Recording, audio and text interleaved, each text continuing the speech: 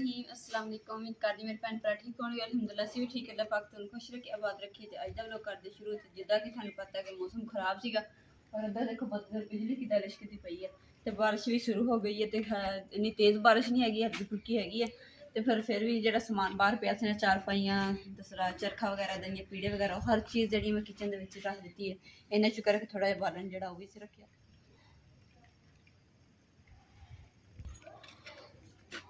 मुकद्दस है शापर नहीं पाया, शापर पा ली क्योंकि अपना बालन सारा गिला हो। चलो मैं उत्ते चढ़ के पाना, उत्ते चढ़ना पैना खुडे दे। बिस्मिल्लाहिर्रहमानिर्रहीम। आ इट्टां रखियां सी, आ इट्ट फड़ी मुकद्दस, आ भी डिग्गी।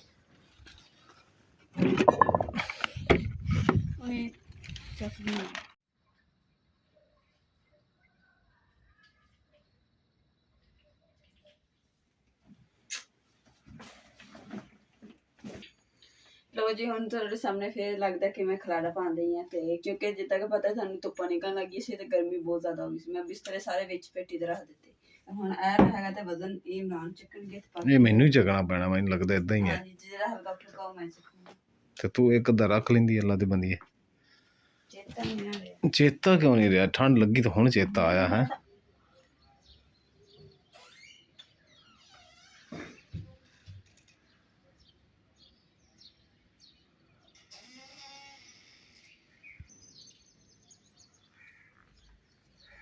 लो जी माशाल्लाह कितना खूबसूरत है। अल्हम्दुलिल्लाह जी सारी भी कर ली है तो नाल जी अज नमाज वगैरह पढ़ ली। तो हम माशाल्लाह जी चिड़ियां दी आवाज़ां ने जोड़ा ना इंजॉय कर रहे थे। चल साढ़े भैन भरा भी देखणगे सुणनगे तो उन्होंने भी अच्छा लगेगा। और एक दिन आएगा कि ये दरख्त है ये भी बड़े बड़े होणगे, छां होया करेगी, इत्थे चारपाई डाया करांगे गर्मियों दे विच। और आ जेह्ड़ा बूटा इत्थे अमरूद ते नींबू शिंबू लग्गे होया करने ते मज़ा आया करना। फिर इत्थे नींबू तोड़ के ते दूसरा नींबू पानी बनाया करना। सारे कड़ी जड़े न गंदे होते हैं धो के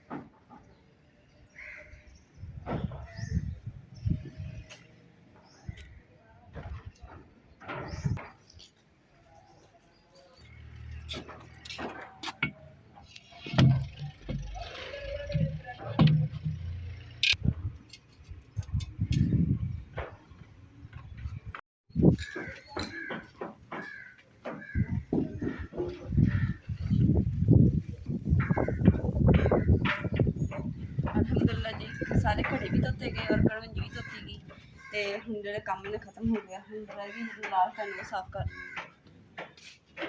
ये लालटन नूं ना धोई देनी नाले साफ सुथरी हो जाएगी चमक जाएगी।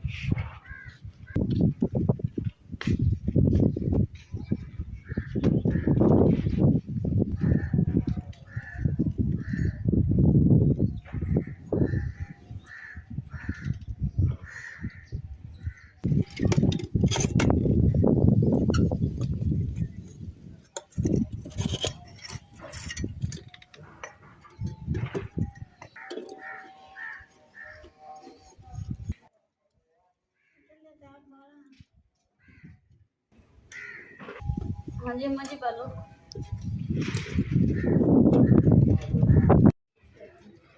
सही किया कि लालटन नहीं धोती है नहीं तो वो तेल से पानी पा जाना वा तो शीशा जरा ना धोता तो चमक जाएगा।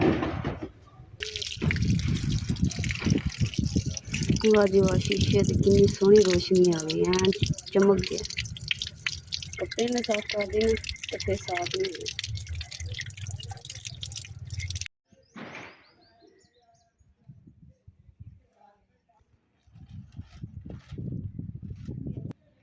बेवकूफ़ा सारा पानी भी इतने ना पानी में गत्या भी है बाहर ना निकले और पिया हुआ पानी में तैयार शाते बाहर बाज बाज के निकलते बिल्ला ले जैसे इन्होंने हाँ वेख पानी सारा बीते पे मैं कौली च गत्या अलहमदुलिल्लाह शीशा साफ हो गया वा हुणे विच लालटन बंद करके रख देना हुण जो लालटन चलाऊंगी ना तो रोशनी जी ना साफ सुथरी नजर आएगी।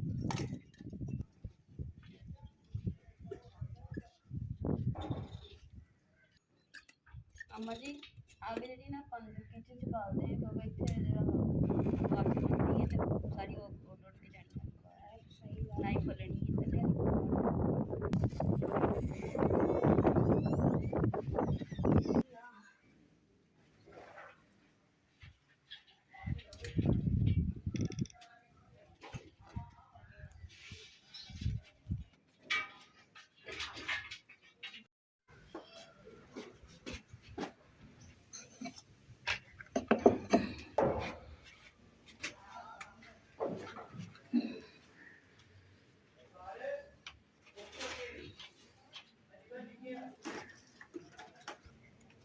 नंगी खड़ी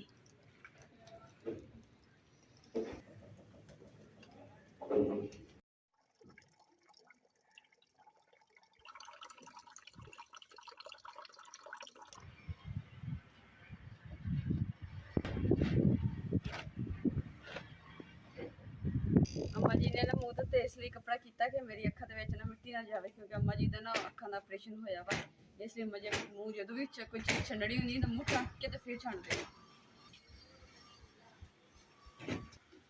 लो जी हुण अम्मा जी वास्ते ना दवाई जी ना तैयार करते हैं तो दवाई जी तैयार करेंगे इंशाल्लाह थोड़े नाल शेयर करेंगे केड़ी चीज़ इस्तेमाल करें।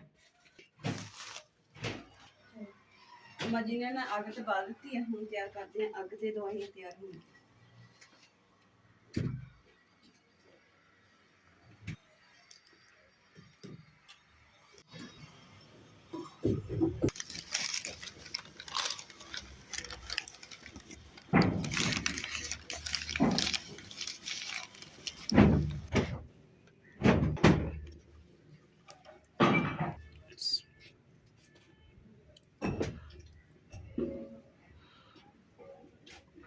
बिस्मिल्लाहिर्रहमानिर्रहीम।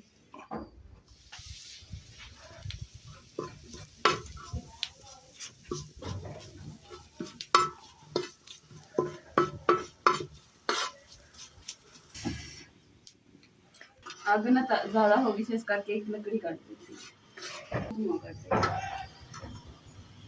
दवाई का रंग जड़ा ना वो चेक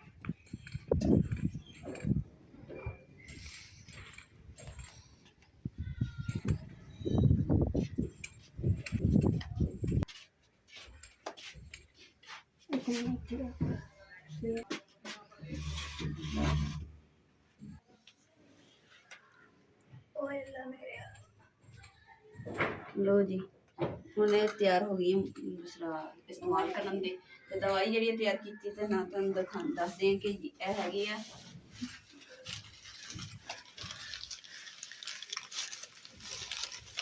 ਇਹ ਦੇਖੋ ਇਹ ਹੈਗੀ ਆ ਰਤਨ ਜੋਤ।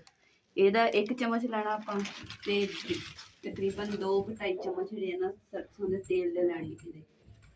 ਤੇ ਉਸ ਤੋਂ ਇਲਾਵਾ ਫਿਰ ਇਹਨੂੰ ਅੱਛੇ ਤਰੀਕੇ ਨਾਲ ਜਿੱਦਾਂ ਹੁਣ ਤੇਲ ਪਹਿਲੇ ਗਰਮ ਕੀਤਾ ਨਾਲ ਵਿੱਚ ਜਿਹੜੀ ਹੈ ਰਤਨ ਜੋਤ ਇਹ ਵਿੱਚ ਪਾ ਕੇ ਤੇਲ ਗਰਮ ਕਰ ਦਿਆ, ਚੰਗੀ ਤਰ੍ਹਾਂ ਪਕਾਉਣਾ ਵਾ ਤਾਂ ਕਿ ਇਹਦਾ ਜਿਹੜਾ ਅਸਰ ਹੈ ਉਹਦੇ ਵਿੱਚ ਤੇਲ 'ਚ ਨਿਕਲ ਜਾਵੇ। ਲੋ ਜੀ ਇਹ ਦਵਾਈ ਇਸ ਕਰਕੇ ਤਿਆਰ ਕੀਤੀ ਕਿਉਂਕਿ ਅੰਮਾ ਜੀ ਦੀਆਂ ਜਿਹੜੀਆਂ ਪਸਲੀਆਂ ਨੇ ਇਹਦੇ ਉੱਤੇ ਸੱਟ ਲੱਗ ਗਈ ਸੀ। ਅੰਮਾ ਜੀ ਪੇਟੀ 'ਚ ਸਮਾਨ ਵਗੈਰਾ ਕੱਢਦੇ ਸੀ ਉਦੋਂ, ਤੇ ਇਸ ਕਰਕੇ ਅੰਮਾ ਜੀ ਕਹਿੰਦੇ ਮੇਰੇ ਨੂੰ ਦਵਾਈਆਂ ਨਹੀਂ ਲਿਆ ਕੇ ਦਿੱਤੀਆਂ, ਅੰਮਾ ਜੀ ਨੂੰ ਆਰਾਮ ਨਹੀਂ ਆਉਂਦਾ ਸੀ। ਇਸ ਕਰਕੇ ਫਿਰ ਇਹ ਦਵਾਈ ਜਿਹੜੀ ਤਿਆਰ ਕੀਤੀ ਤੇ ਇਨਸ਼ਾਅੱਲਾ ਅੱਲਾਹ ਤਾਲਾ ਸ਼ਿਫਾ ਦੇਗਾ।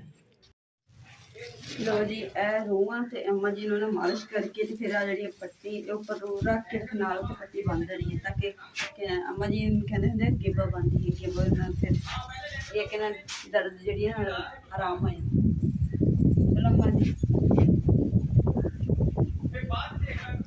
ਹੁਣ ਦਵਾਈ ਤਿਆਰ ਕੀਤੀ ਹੈ ਨਾ, ਇਹਦੀ ਹਲਕੀ ਹਲਕੀ ਉੱਤੇ ਮਸਾਜ ਕਰ ਦੇਣੀ ਹੈ ਜਿੱਥੇ ਦਰਦ ਵਾਪਸ ਨਹੀਂ ਆਉਂਦੀ ਕਰਕੇ ਫਿਰ ਉੱਤੇ ਰੋਈ ਰੱਖਣੀ ਹੈ ਤੇ ਉੱਤੇ ਜਿਹੜਾ ਪੱਟੀ ਬੰਨ ਦੇਣੀ ਹੈ ਤੇ ਇਹਨੂੰ ਕੀ ਹੈ ਕਿ ਇਸ ਕਰਕੇ ਪੱਟੀ ਬੰਨੀ ਜਾ ਕੇ ਹਵਾ ਨਾ ਲੱਗੇ ਉਹ ਦਰਦ ਜੀ ਨੂੰ ਆਰਾਮ ਆ ਜਾਵੇ ਇਨਸ਼ਾਅੱਲਾ। ਹੁਣ ਅੰਮਾ ਜੀ ਨੂੰ ਪੱਟੀ ਕਰਦੇ ਹਾਂ ਤੇ ਫਿਰ ਬਾਅਦ ਚ ਮਿਲਦੇ ਹਾਂ।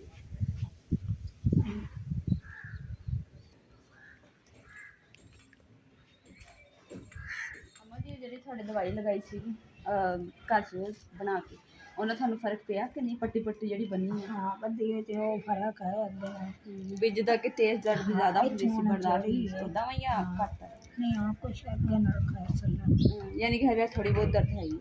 ਇਨਸ਼ਾਅੱਲਾ ਮੈਂ ਨਾ ਰਾਤ ਨੂੰ ਫੇਰ ਤੁਹਾਡੇ ਪੱਟੀ ਬੰਨਾਂਗੀ ਨਾ ਤੇ ਫੇਰ ਸਕੂਨ ਆ ਜਾਊਗਾ, ਜਿਹੜੀ ਰਹਿੰਦੀ ਥੋੜੀ ਜਿਹੀ ਦਰਦ ਵੀ ਖਤਮ ਹੋ ਜਾਊਗੀ। ਮਾਸ਼ਾਅੱਲਾ ਜੀ ਜਿਹੜੀ ਦਵਾਈ ਬਣਾਈ ਨਾ ਤੇ ਮੱਝ ਨੂੰ ਨਾ ਫਰਕ ਪਿਆ ਵਾ ਤੇ ਇਨਸ਼ਾਅੱਲਾ। ਔਰ ਅਸੀਂ ਇਹ ਦਵਾਈ ਜਿਹੜੀ ਤੁਹਾਡੇ ਨਾਲ ਵੀ ਸ਼ੇਅਰ ਕੀਤੀ ਕਿ ਕਿਹੜੀ ਚੀਜ਼ ਸਿਰਫ 2 ਚੀਜ਼ਾਂ ਇਸਤੇਮਾਲ ਹੁੰਦੀਆਂ ਤੇ ਤੁਸੀਂ ਵੀ ਜਿਹਨਾਂ ਨੂੰ ਕੋਈ ਪਸਲੀਆਂ ਵਗੈਰਾ 'ਚ ਦਰਦ ਜਾਂ ਕੋਈ ਟੁੱਟੀ ਵੀ ਹੋਵੇ ਨਾ ਹੱਡੀ ਬਾਹਰ ਨਿਕਲ ਜਾਵੇ ਮਾਸ ਲਟਕੀ ਵੀ ਹੋਵੇ ਤਾਂ ਫਿਰ ਵੀ ਜਾਨੀ ਕਿ ਆਰਾਮ ਆ ਜਾਂਦਾ ਵਾ ਕਿ ਇਹਦੇ ਨਾਲ ਇੰਨੀ ਅੱਛੀ ਹੈ ਦਵਾਈ। ਅੰਮਾ ਜੀ ਨੇ ਇਸ ਲਈ ਲਗਾਈ ਤਾਂ ਕਿ ਅੰਮਾ ਜੀ ਦੀ ਪਸਲੀਆਂ ਨਾਲ ਆਰਾਮ ਆ ਜਾਏਗਾ।